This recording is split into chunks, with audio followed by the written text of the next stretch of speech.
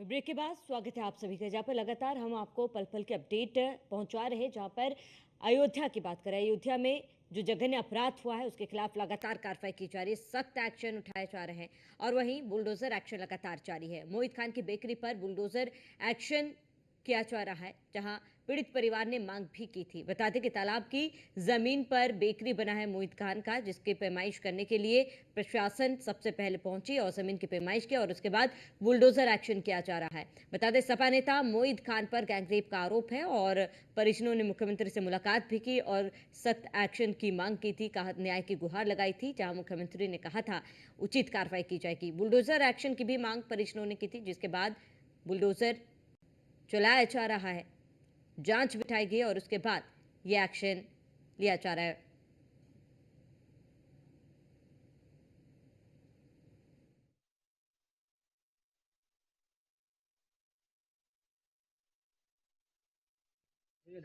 अब तक कार्रवाई क्या पहुंची है, क्यों डिले हो रहा है, क्या दूसरा बोर्ड मंगाया जाए?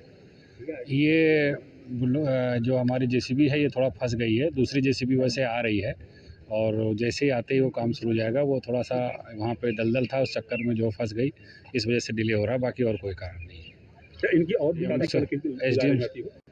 एसडीएम सोहाल द्वारा जांच की जा रही है ज़मीन के मामले में और उनको कहा गया है कि अन्य चीज़ें भी देख लें, अगर कोई भी इनकी ज़मीन और भी कहीं मिलती है तो उस पर भी उचित विधिक कार्रवाई की जाएगी। कार्यवाही में देरी को लेकर विकास प्राधिकरण के सचिव सत्येंद्र सिंह ने बयान दिया। उन्होंने कहा कि क्योंकि बुलडोजर जो है वो दलदल में फंसी हुई है, इसकी वजह से देरी हो रही है। दूसरे बुलडोजर को बुलाया गया है, दूसरा बुलडोजर आते ही कार्रवाई शुरू कर दी जाएगी। देरी में और कोई कारण नहीं है। हमारे साथ विशेष संवाददाता राघवेंद्र शुक्ला लगातार हमारे साथ बने हुए।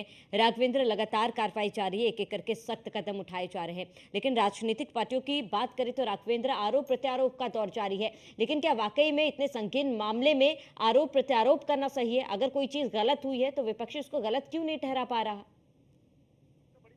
तभी आती है श्रावणी, जब कोई गलत को गलत न कह सके, और शायद जब हम गलत को गलत नहीं कहेंगे तो उस वक्त हम सबसे बड़े दोषी होंगे। शायद यह नजारा भी इस समय सरकार और राजनीतिक गलियों में देखने को मिल रहा है। आप देखिए, एक तरफ भारतीय जनता पार्टी के लोग पीड़िता के साथ हैं, वहीं दूसरी तरफ जो दूसरा पक्ष है समाजवादी पार्टी का जो पंचायत अध्यक्ष है, और अभी तक नगर पंचायत अध्यक्ष पद से न हटाया जाना भी कहीं ना कहीं समाजवादी पार्टी के लिए किरकिरी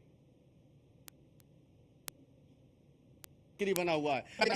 डिंपल यादव जो अखिलेश यादव की पत्नी है, समाजवादी पार्टी से एक बड़ा कद है, उन्होंने भी पीड़िता के बारे में अभी तक कोई टिप्पणी नहीं की। अवधेश प्रसाद जो यहाँ के मौजूदा सांसद है समाजवादी पार्टी से, उन्होंने भी कहा कि इस घटना के बारे में हमें जानकारी नहीं।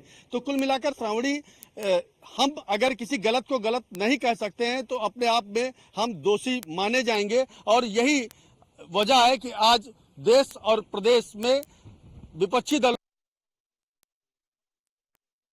को कहीं ना कहीं हैं। आपको श्रावणी देखिए, हमारे ठीक पीछे की तस्वीर, पूरा मकान है, इसे खाली कराया जा रहा है। कुछ देर में बुलडोजर की कार्रवाई माना जा रहा है कि इस मकान पर भी होगा। और वही दूसरी तरफ हमारे ठीक पीछे अगर आप देखिए तो ये फैक्ट्री है मोहित खान की, और इसके ठीक बाहर एक बुलडोजर चूंकि लाया गया था, बुलडोजर ये फंस गया है चूंकि बीच में ये तालाब नुमा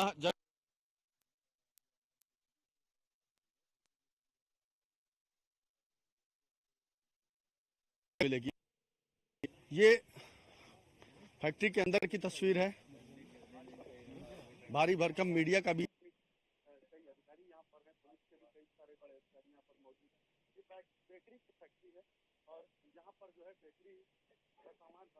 का सामान बनाया जाता था, लेकिन जब आज जांच हुई, बहुत लेट जांच हुई, जब एक घटना होती है, घटना के बाद प्रशासन अलर्ट होता है, तब कहीं ना कहीं इस पर जांच होती है और जांच के बाद आज इसे ध्वस्तीकरण की कार्रवाई में तब्दील किया जाना है। आप देखिए, आप लोग कहाँ से हैं? अच्छा, आप सभी लोग मीडिया से भी पहुंचे हुए हैं। आप देखिए, अभी ये पूरा जो चार दीवारी है बाउंड्री की, ये अभी गिराई जानी है और इसके बाद आज मोहित खान के खिलाफ एक और बड़ी कार्रवाई देखने को मिलेगी। से भी अधिकारी यहाँ पर पहुंचे थे जांच की, तो जो बेकरी में तमाम मानकों का ख्याल नहीं रखा गया है, जो भी रूल्स रेगुलेशन है उसको वायलेट किया जा रहा है कहा गया ये। लेकिन बड़ा सवाल ये है कि कहाँ लूपहोल है सिस्टम में, क्योंकि जिस तरीके से इस तरीके की वारदात सामने आती है उसके बाद ही ये कार्रवाई की जाती है, इससे पहले क्यों कार्रवाई नहीं की गई? सबसे बड़ी चीजें यही होती हैं कि जब लूपोल की अगर हम बात करते हैं तो सबसे बड़ा यही कि इससे पहले आखिर वो सरकारें कहाँ थी, वो प्रशासन कहाँ था जब मोहित खान व्यापक तौर पर मिलावटी वस्तुओं को मिलाकर फैक्ट्री चलाता था। अब जब मीडिया ने संज्ञान लिया, अब सरकार ने संज्ञान लिया, खुद मुख्यमंत्री योगी आदित्यनाथ ने संज्ञान लिया, उसके बाद आज यहाँ पर खाद्य रसद विभाग की टीमें छापा मारती हैं, इनकी कमियों को देखती हैं, निकालती हैं, सैंपलिंग की जाती है। इससे पहले ना तो खाद्य विभाग यहाँ पर था और ना ही पुलिस विभाग था। लेकिन अब आप देखिए कि मुख्यमंत्री योगी आदित्यनाथ की फटकार के बाद अयोध्या प्रशासन इस वक्त आज इस फैक्ट्री के अंदर मौजूद है और न कि सिर्फ इसे सील करने की कार्रवाई बल्कि बुलडोजर लाकर इसे तोड़ने की भी कार्रवाई अब से कुछ ही देर में देखने को मिलेगी। श्रावणी, राघवेंद्र, एक बड़ा सवाल ये भी है, जहां हम देखते हैं कि अगर हम थोड़ा सा पीछे जाए, हाथरस मामले की बात करें, तब विपक्षी चाहे राहुल गांधी की बात कर ले, समाजवादी पार्टी के तमाम नेताओं की बात कर ले, जो पीड़ित परिवार से उनसे मिलने पहुंचे थे, कई सवाल खड़े किए थे, कई आरोप लगाए थे, कई मांगे की गई थी, लेकिन आज विपक्षियों की तरफ से कोई भी यहाँ पर नहीं पहुंचा, कोई भी इस पीड़ित परिवार की सूद लेने के लिए नहीं पहुंचा है। देखिए, हाथरस कांड हो या इसके अलावा तमाम सारे ऐसे कांडों में जहां पर सरकार को घेरने का जरा सा भी मौका मिला तो विपक्ष हमेशा ही चुप्पी साधना करते। उसने पूरी तरह से आंदोलन किया। एक बालिका के साथ जघन्य अपराध होता है, खुद लड़की के साथ न कि सिर्फ गैंगरेप होता है बल्कि वह प्रेग्नेंट भी होती है।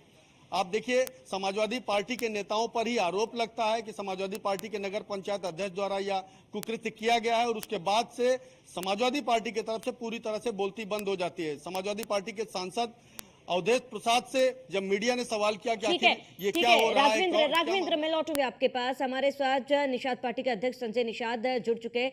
संजय जी, क्योंकि आपने पीड़िता से मुलाकात भी की है, पीड़िता की क्या स्थिति है और इस पूरे मामले पर आप क्या कुछ कहेंगे? अब पीड़िता नामी पीड़ित है और उसके दर्द को जुबान से बयान नहीं किया जा सकता है। मैं तो इतना अपील करूंगा सभी पार्टियों से, सभी दलों से कि ऐसे अपराधियों को कभी संरक्षण न दें और अपराध मुक्त भारत का निर्माण करें देश को। नहीं तो आज के दिन में निषाद अंग्रेजों से लड़े, मुगलों से लड़े और देश से उजड़े हुए परिवार बने, संविधान में अनुसूचित जाति की सूची में सूचीबद्ध रहने, ओबीसी में गिनती कर लिया।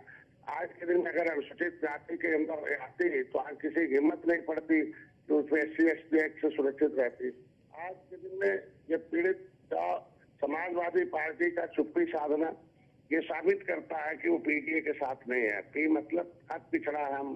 फिर आज के दिन में हम अनुसूचित में भी हैं। आज के दिन में जो है ये उनका धोखा है PDA।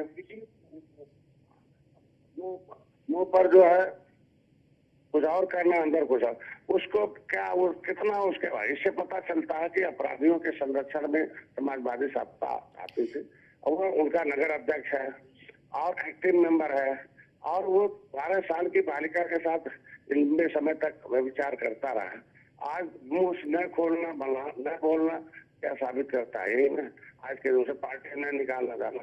सांसद महोदय पूछा जाता है तो कहते हैं हमें पता नहीं है, आगे घर पर बैठे। इससे पता चलता है इन लोगों ने अपराधियों को बचाने का। आज के दिन का नगर वहाँ का जो नगर पालिका का चेयरमैन है उसने आके धमकी दे रहा था परिवार को, मुकदमा लिखा गिरफ्तार हो नासिक। इसका मतलब ये क्या है? धमकी के अभी तो बहुत थपथपा रहे थे, कहते हमको पब्लिक में दिया तो पब्लिक से साथ खराब तो नहीं है। इसके मतलब अपराधियों के साथ से इसलिए हम जी संजय जी देखिए, PDA का मुद्दा लगातार समाजवादी पार्टी उठाती आई है और लगातार चुनाव में भी PDA को जोर शोर से उठाया, लेकिन आज जब वही पिछड़े दलित के लिए खड़े होने की बारी आई तो समाजवादी पार्टी की तरफ से कोई भी बोलने के लिए तैयार नहीं है। क्या यहाँ पर अल्पसंख्यकों के लिए अति प्रेम जो है समाजवादी पार्टी का दिख रहा है? देखिए, आज के दिन में सपा और कांग्रेस दोनों इस मुद्दे पर चुप्पी साधने का मतलब यही नहीं चुप है, बल्कि निषाद 2 नेता बन के गए हैं बगल से, उनका भी मुंह सील रखा है समाजवादी पार्टी ने। मतलब इतना है कि अगर ये क्या ये अपराधी साबित कर, अपराधी तो कोई जाति नहीं होती है।